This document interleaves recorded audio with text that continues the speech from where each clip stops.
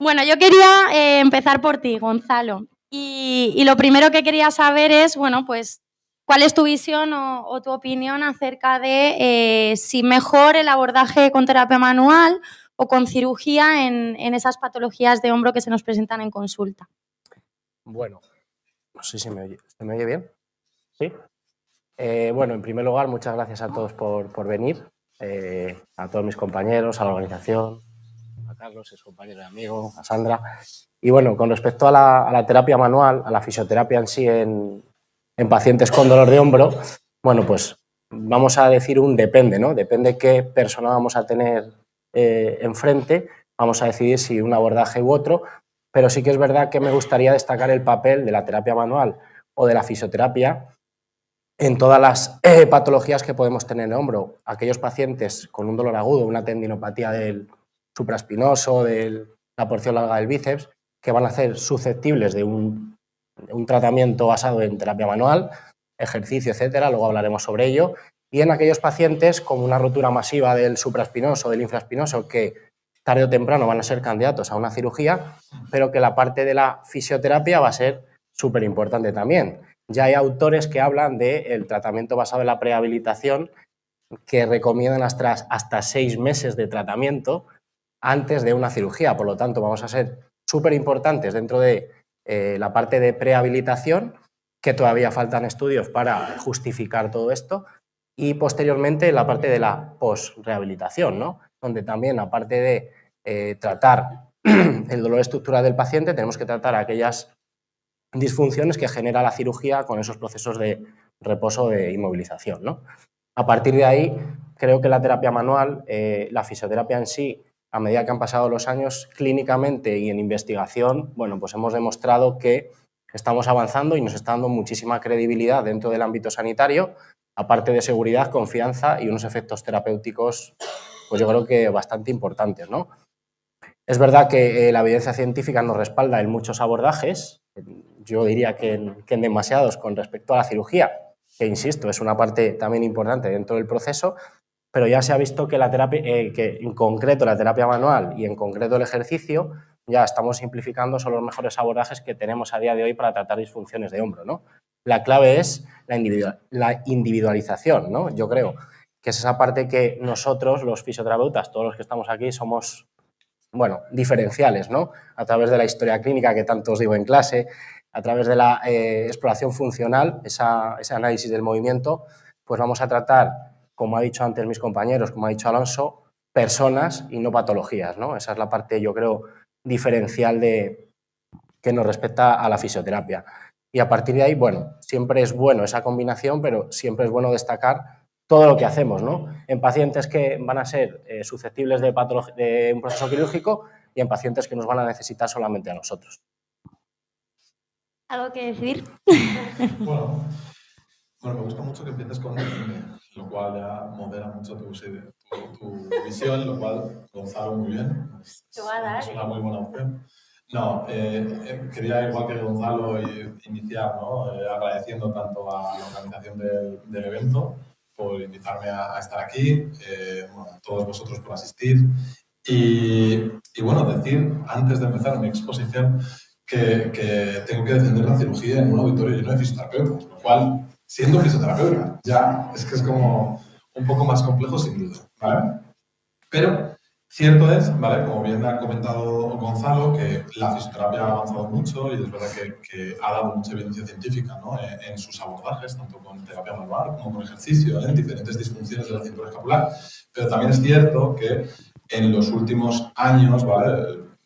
Décadas, ¿vale? La evolución que ha tenido la cirugía también ha sido muy importante, ¿no? Puesto que ha evolucionado de técnicas muy invasivas a técnicas mínimamente invasivas, ¿no? Lo cual ha evolucionado de manera radical y además va a mejorar mucho la recuperación posterior del paciente, permitiendo a Gonzalo, ¿no? Abordarles directamente con fisioterapia posteriormente. Y encima va a cortar mucho los tiempos de recuperación. Por lo tanto, sin duda esto va a ser una parte clave, ¿no? En el abordaje.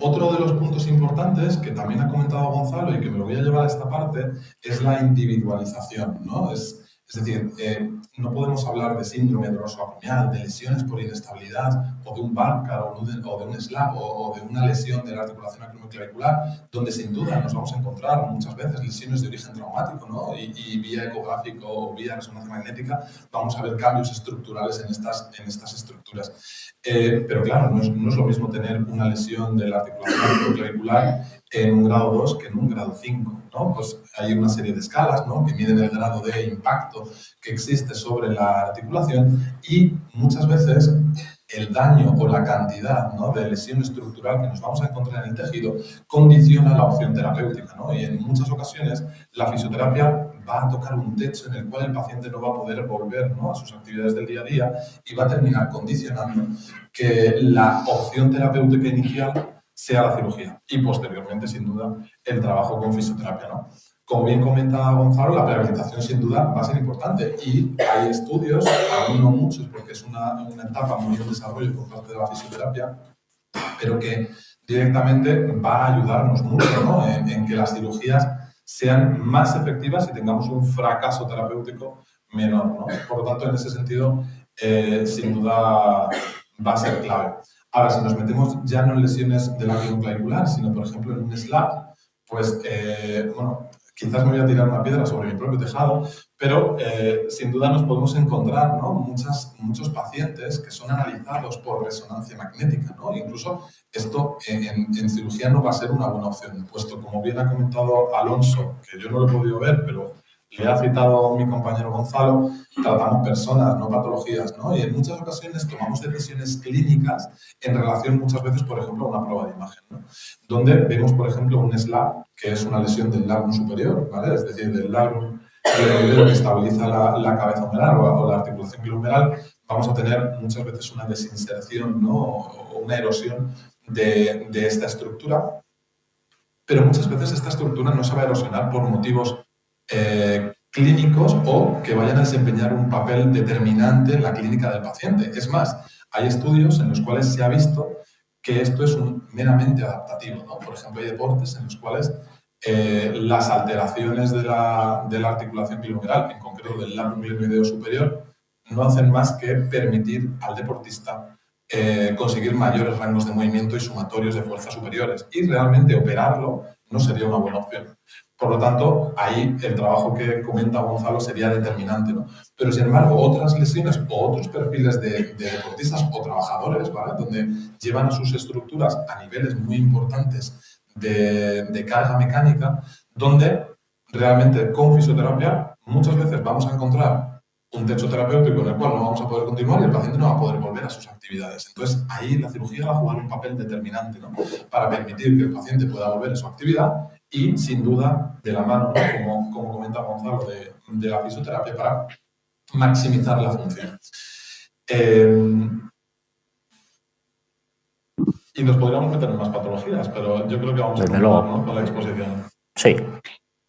Carlos, poniéndonos en la situación de que tenemos un paciente con el perfil de Laura, la compañera que ha estado esta mañana, donde el contexto psicosocial, el miedo a mover es alto, de hecho fuiste tú el primer compañero que la atendió.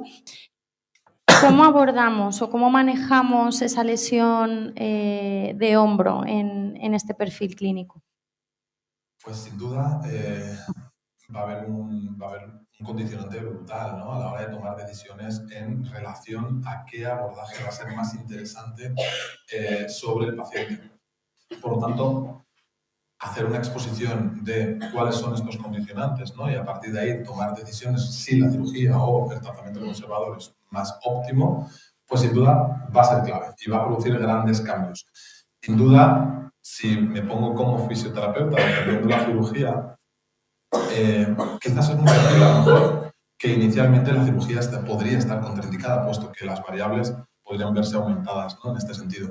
Pero también es verdad que debido a las limitaciones que puede tener la fisioterapia o el ejercicio en este sentido, por ejemplo, la baja adherencia de los pacientes a los programas de ejercicio, incluso muchas veces la falta de seguimiento, ¿no?, que podemos tener en relación a un paciente, pues por motivos económicos o por desplazamiento o muchas veces por desconocimiento, puede hacer que el paciente esté continuamente recidivando en la misma sintomatología y realmente si no abordamos inicialmente estas deficiencias o estos problemas más estructurales, es posible que estemos llevando al paciente a estos perfiles, ¿no? Entonces puede ser interesante que, más que cómo trataríamos desde la cirugía este perfil, que sin duda desde un equipo interdisciplinar o desde nuestros compañeros anestesistas o desde técnicas quizás intervencionistas para modular un poco el dolor del paciente, incluso desde la farmacología podría ser interesante con el objetivo de abrir una puerta de entrada a hacer otro tipo de terapias.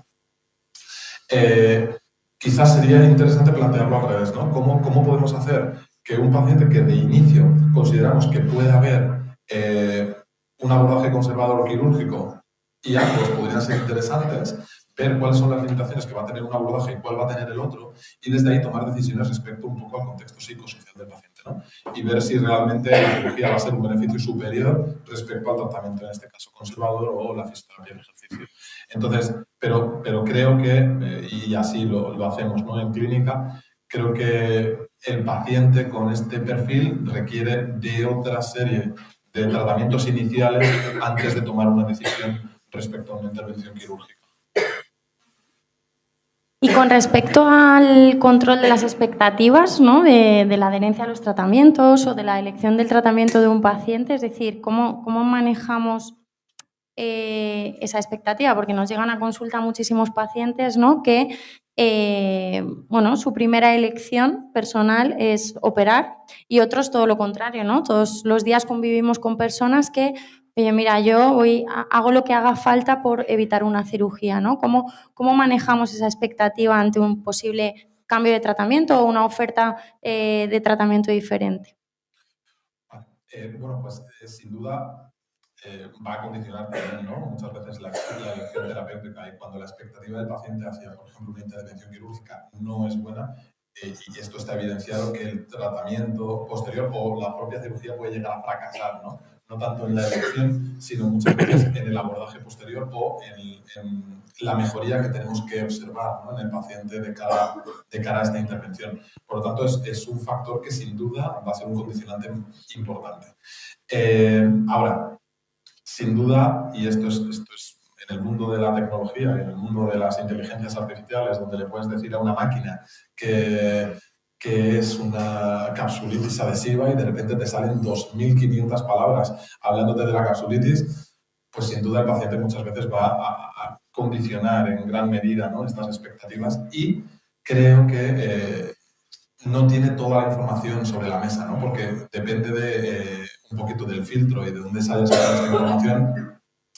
La información recibida por el paciente va a ser muchas veces muy estructural y muchas veces poco adaptada a las características del paciente o a las necesidades que va a tener el mismo.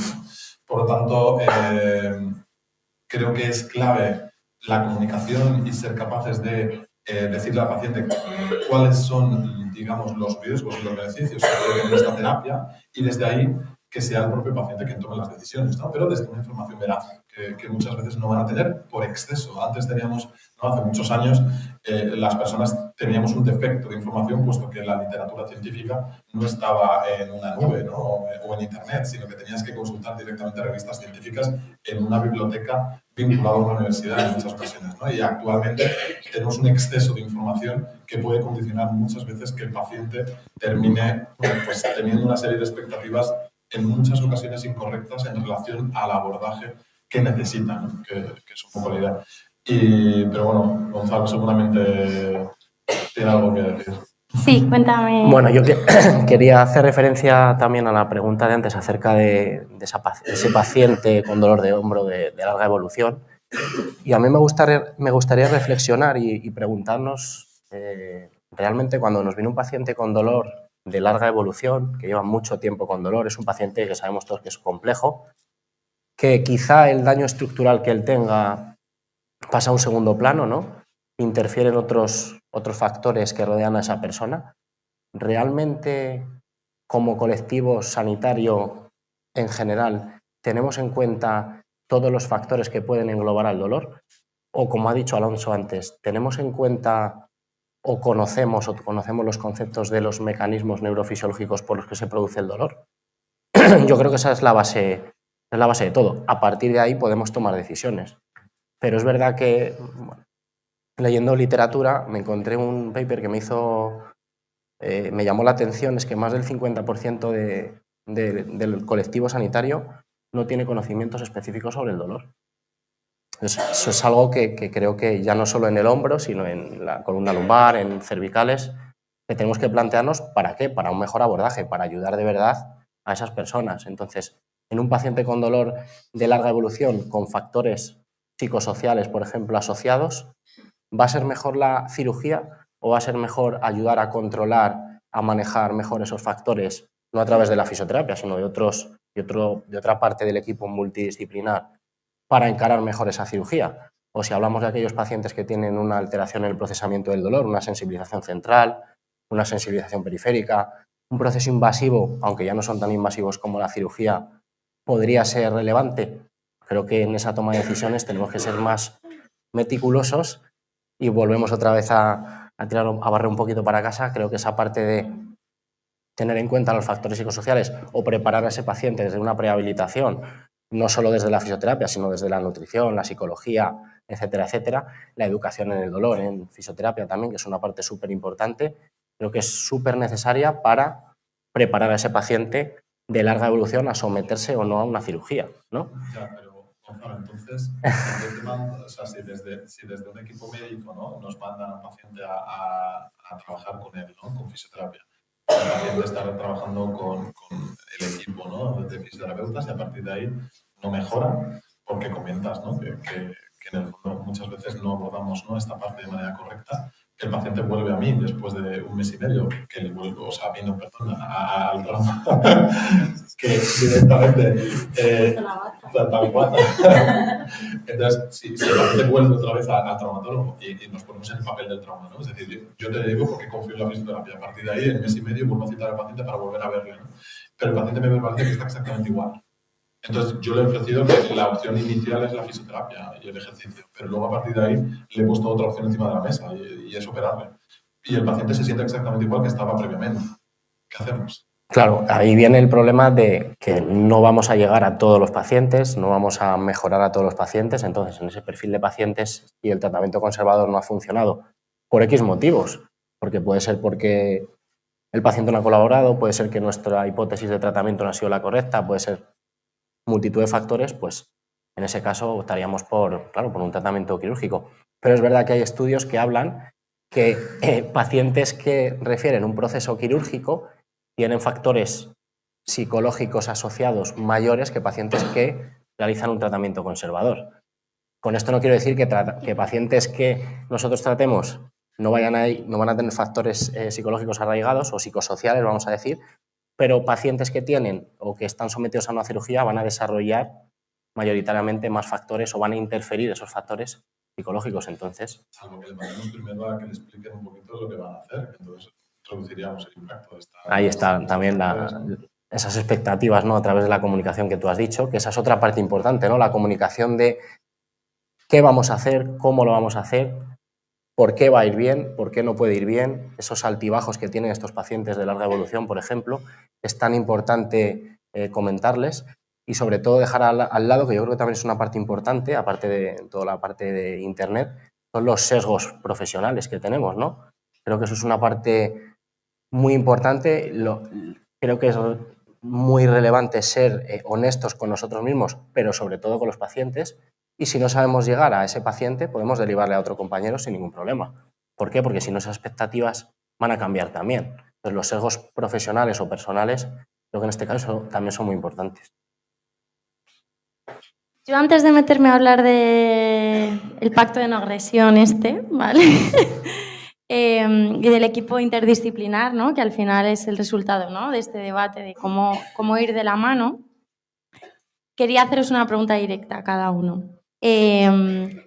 Carlos, ¿tú ante qué situación como paciente te meterías en un quirófano con una patología de hombro? Sin duda, además. Total.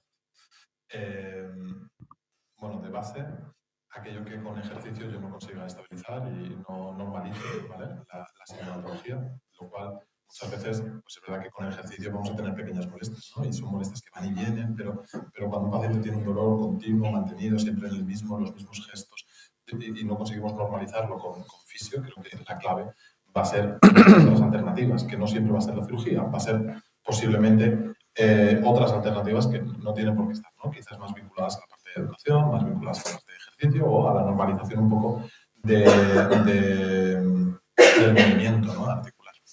Pero, por ejemplo, está registrado, ¿no?, que una rotura masiva de magnitud de los valores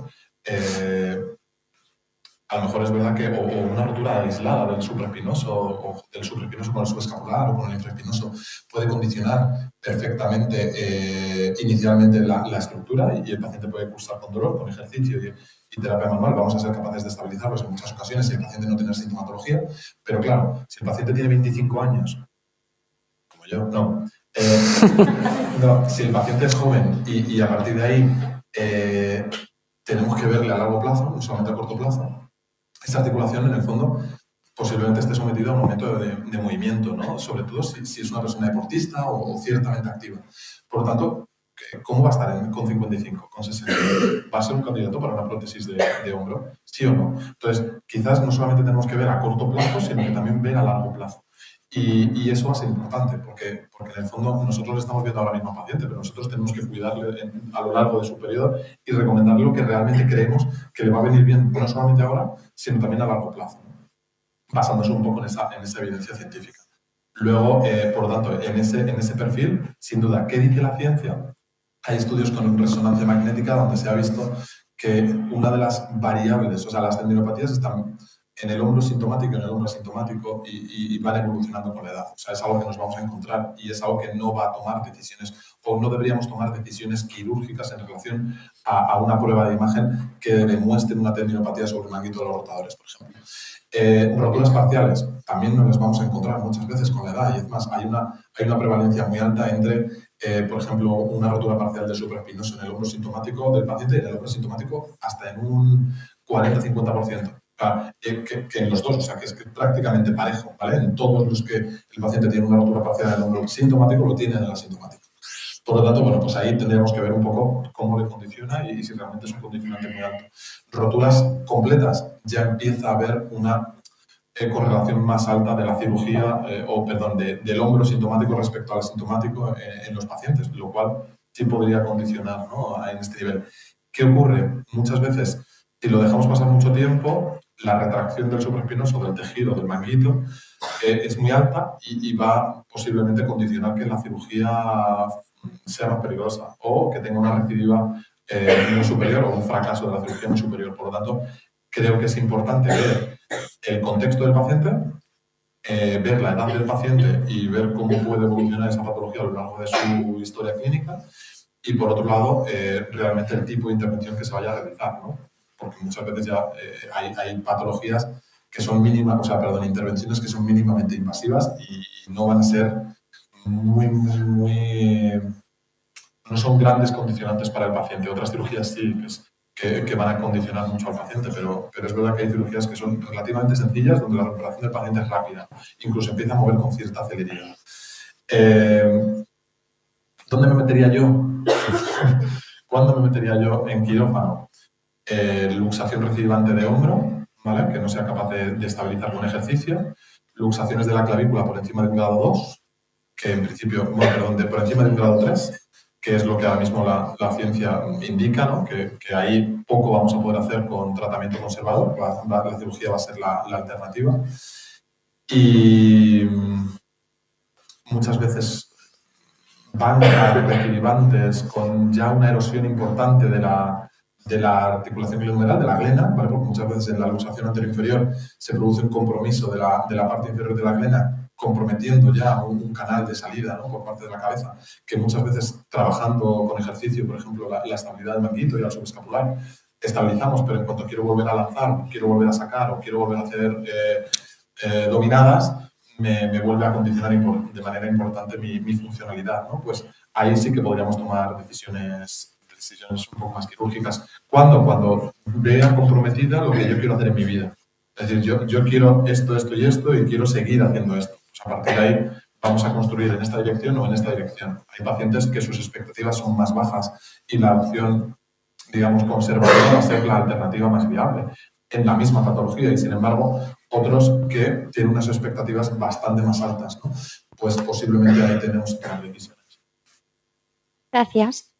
Gonzalo, dentro del campo de la fisioterapia invasiva, en tu experiencia en pacientes con patología de hombro y también yendo de la mano, ¿no?, con un equipo interdisciplinar, ¿cuáles dirías tú que son las técnicas de fisioterapia invasiva que más aplicas en lesiones de hombro? ¿Para qué las utilizas? ¿Qué te aportan o cómo te suman, ¿no?, a la terapia manual?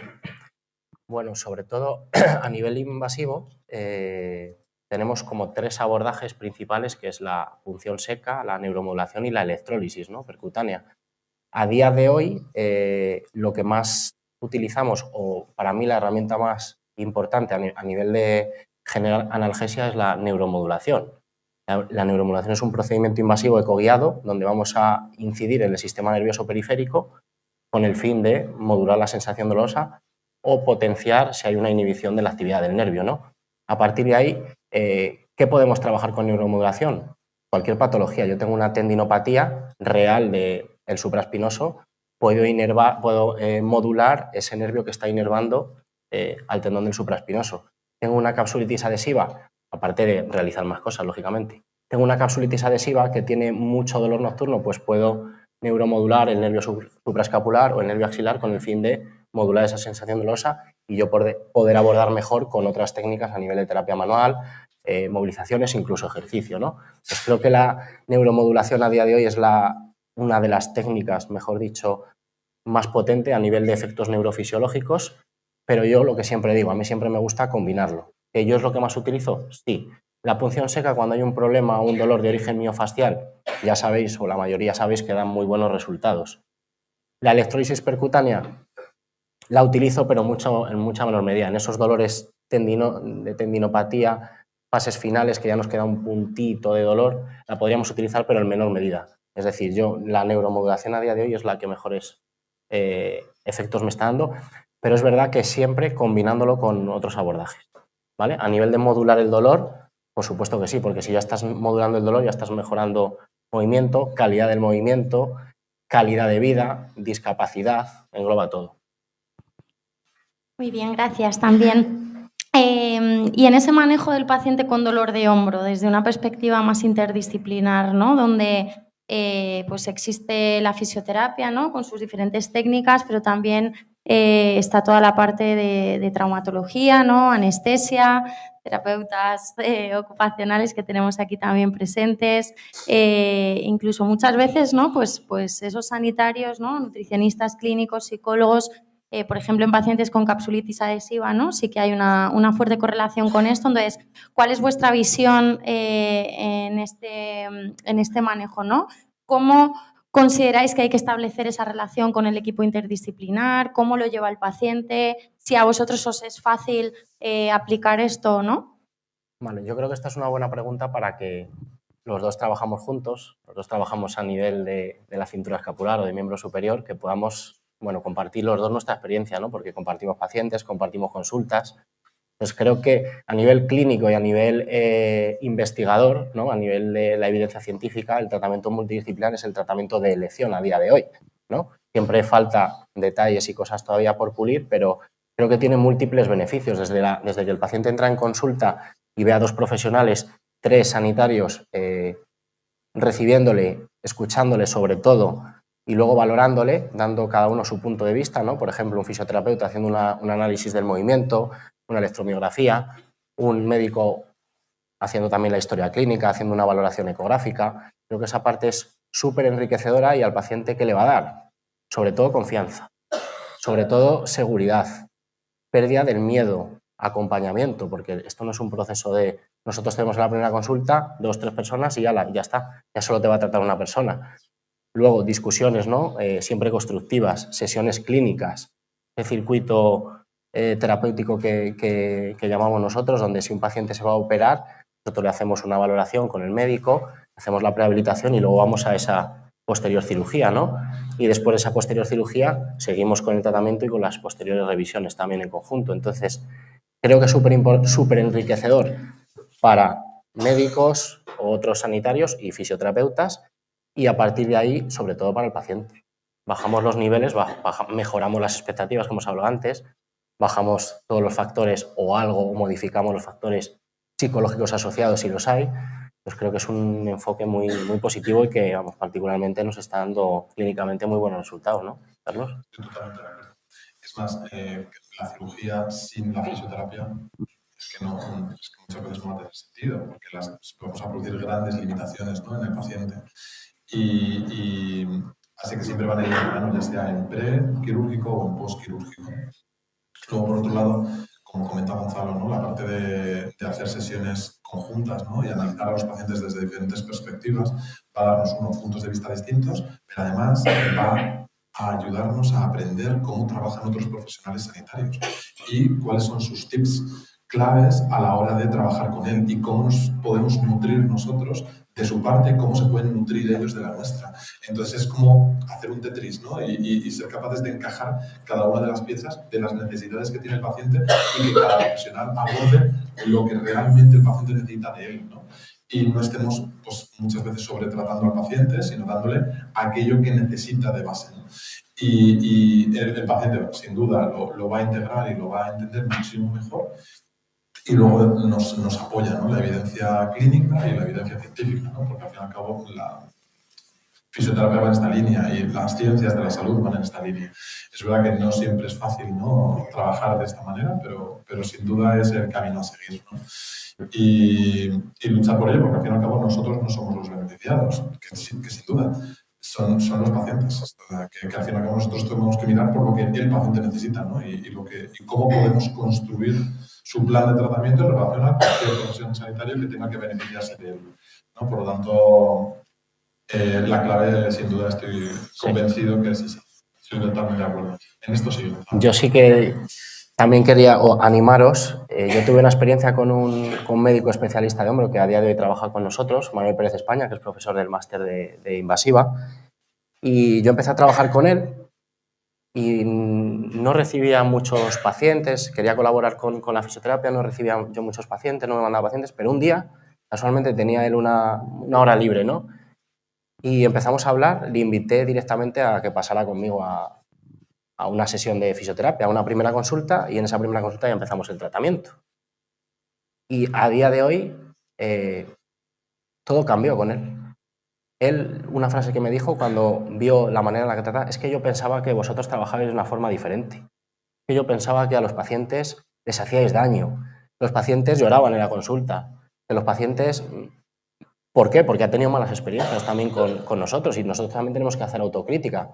Y me dijo una frase que me gustó y me dijo: Gonzalo, el 50% de un paciente en una recuperación soy yo porque en un proceso quirúrgico yo lo opero, pero otro 50% sois el fisioterapeuta y sois el propio paciente.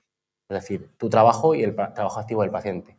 Y a día de hoy, el trabajo que hacemos, yo le nutro de pacientes, nosotros le nutrimos de pacientes, él nos nutre de pacientes y los resultados son súper importantes. Y no solo me los nutre posquirúrgicos, sino capsulitis adhesivas que realiza procesos invasivos que a nosotros nos ayuda a mejorar nuestro tratamiento y que al final el principal beneficiado, ¿quién es? Pues el paciente, que es el que tiene que ser. O sea, que os animo a que os comuniquéis y tengáis relación con los traumatólogos, que muchas veces hemos tenido muchos conflictos de un lado para el otro y de otro para el otro, pero esa parte es súper importante.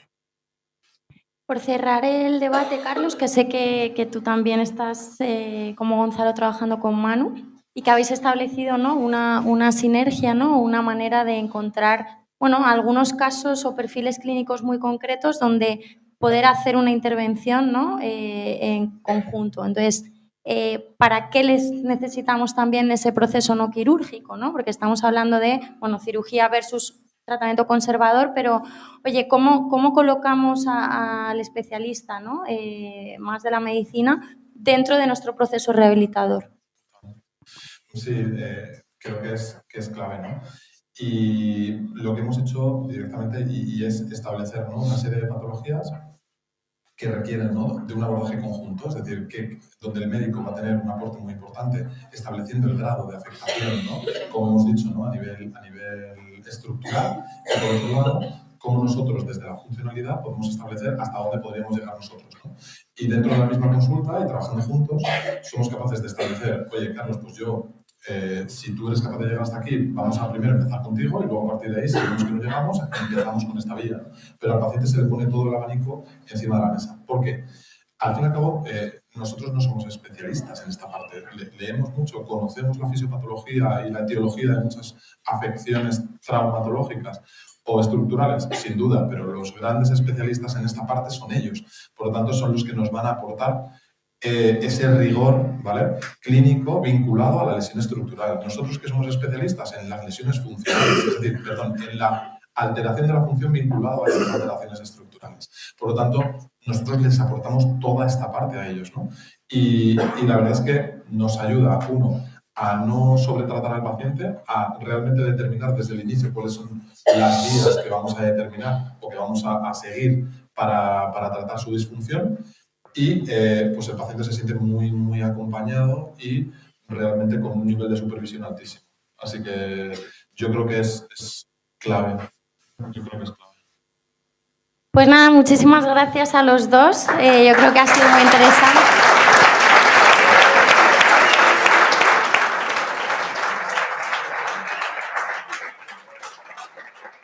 Y bueno, nosotros no vamos a ser objetivos, así que creo que lo mejor es que os posicionéis vosotros. No hay nada mejor que acabar un debate con una votación. Así que, por favor, os vamos a pedir que levantéis tarjetas verdes o rojas. Estáis ahí. Bueno, pues muchísimas gracias por la participación. Gracias, chicos.